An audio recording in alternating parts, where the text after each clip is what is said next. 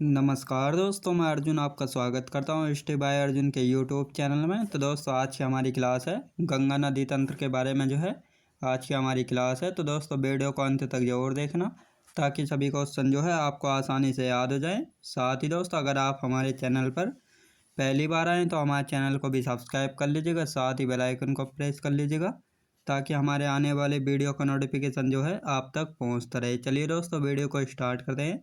यानी आज के क्लास में जानेंगे गंगा नदी तंत्र के बारे में जो है जानेंगे। अब सबसे पहले देखेंगे दोस्तों, गंगा में जो है सोन नदी कहाँ पर मिलती है। यानी जो गंगा की सहायक नदी है सोन नदी, वह जो है गंगा में किस स्थान पर मिलती है। तो पटना में जो है सोन नदी गंगा में मिल जाती है।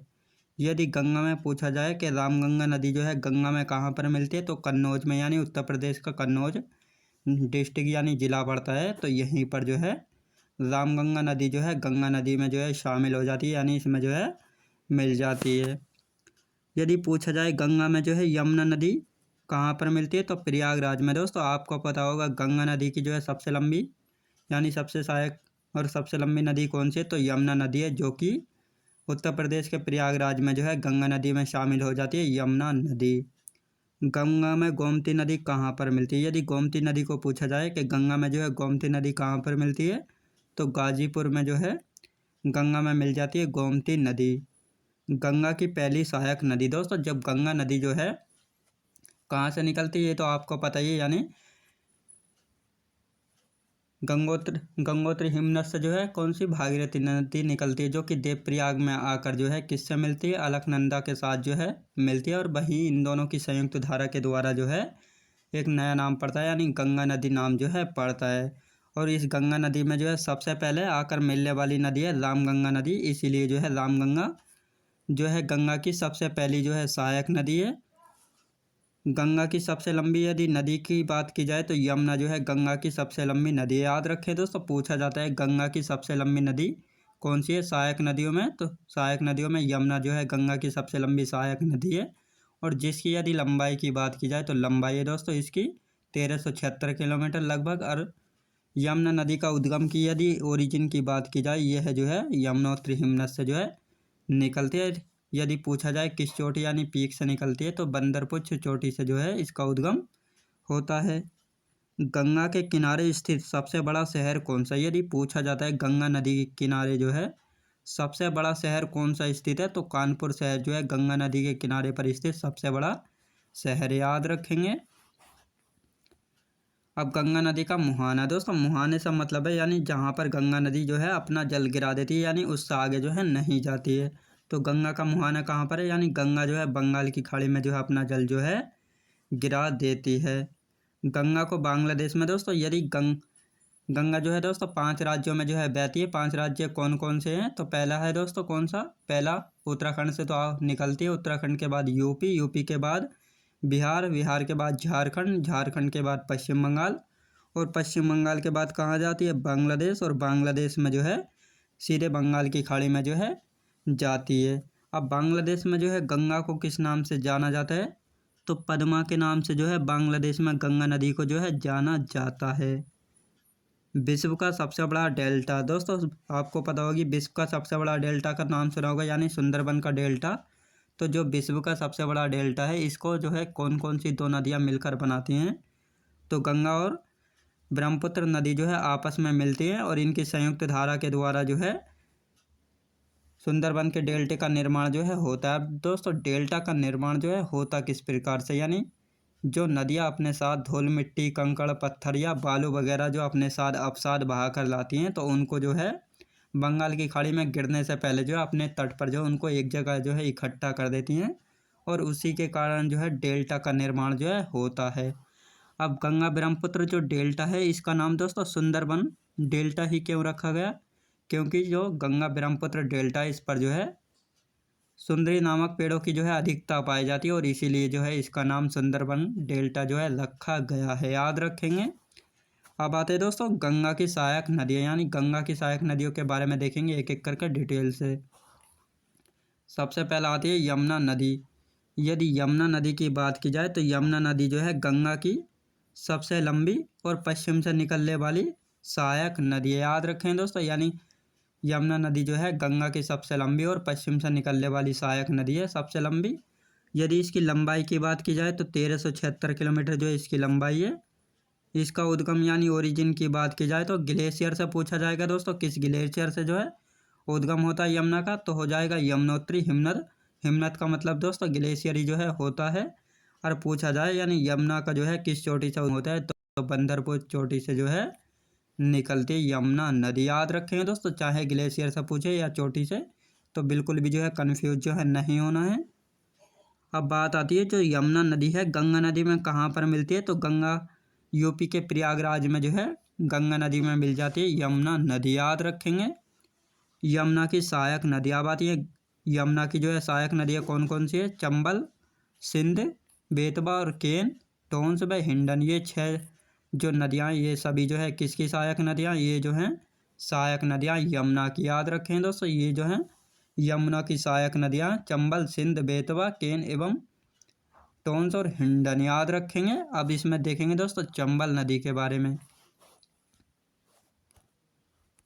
चंबल नदी, यदि चंबल नदी के उद्गम की बात की जाए तो कहाँ से इसका उद्गम होता है, उद्गम यानी ओरिजिन, तो मध्य प्रदेश के मऊ में जो है स्थित है जानापाव पहाड़ी, तो यहाँ से जो है उद्गम होता है चंबल नदी का। मध्य प्रदेश का दोस्तों एक डिस्ट्रिक्ट पड़ता है मऊ, और मऊ में स्थित है जानापाव की पहाड़ी, वहाँ से जो है उद्गम होता है चंबल नदी का।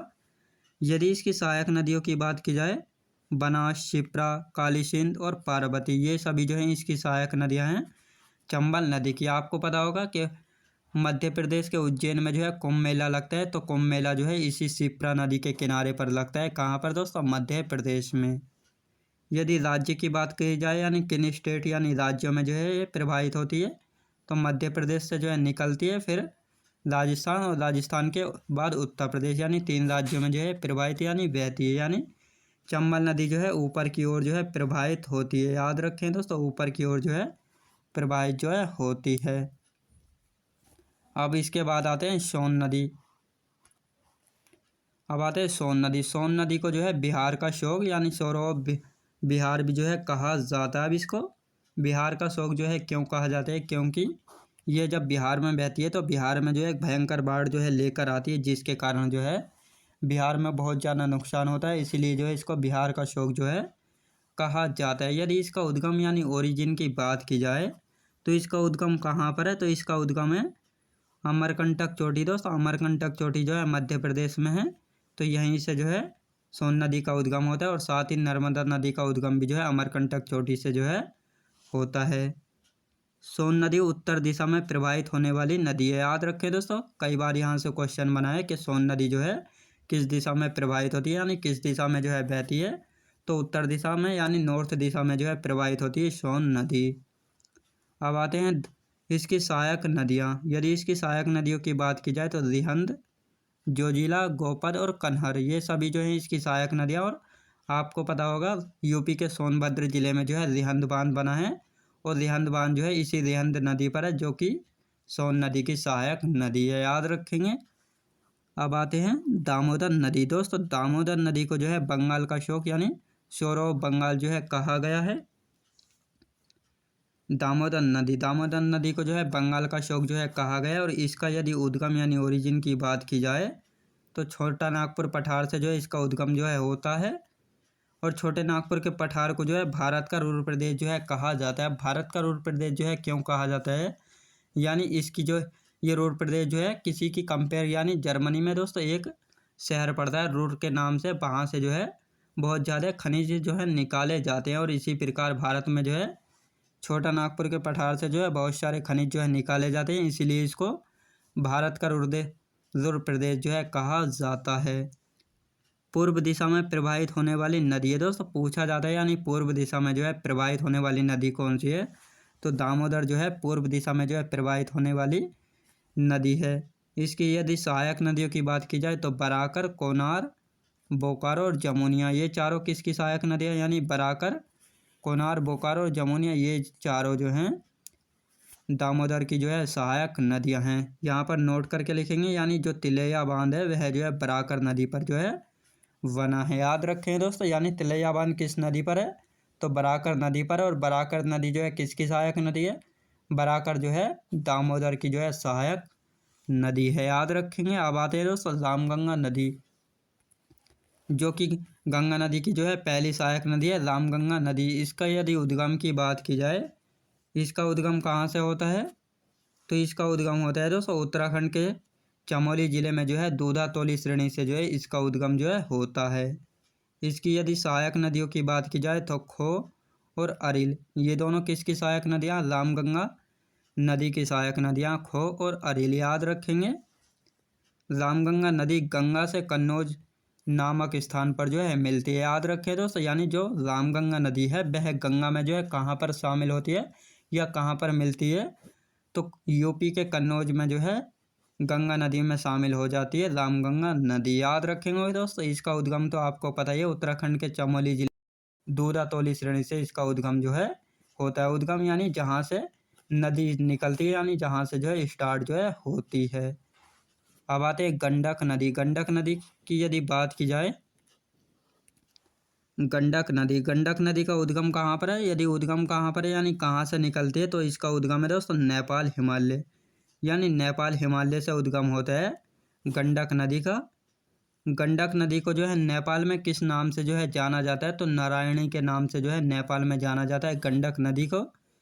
पूछा जाता है इसका उद्गम कहाँ से होता है, तो नेपाल हिमालय से। लेकिन ऐसा पूछा जाए कि गंडक नदी जो है किन दो नदियों के मिलने से जो है बनती है, तो काली गंगा और त्रिशूल गंगा दो नदियों के मिलने से जो है गंडक नदी जो है बनती है, याद रखेंगे। यानी दो प्रकार से यहाँ से क्वेश्चन बनता है, यानी गंडक नदी का जो उद्गम है वह कहाँ से है, तो गंडक नदी का उद्गम है नेपाल से। अगर इस प्रकार पूछा जाए कि गंडक जो है किन दो नदियों से मिलकर बनती है, तो काली गंगा और त्रिशूल गंगा इन दो नदियों के मिलने से जो है बनती है, याद रखेंगे। अब आते हैं गोमती नदी। गोमती नदी दोस्तों, गोमती नदी जो है गंगा की एकमात्र ऐसी नदी है जो कि मैदानी क्षेत्रों से जो है इसका उद्गम जो है होता है। गोमती नदी का यदि उद्गम की बात की जाए तो यूपी के पीलीभीत जिले में जो है एक फुलर झील पड़ती है, तो यहीं से जो है इसका उद्गम जो है होता है।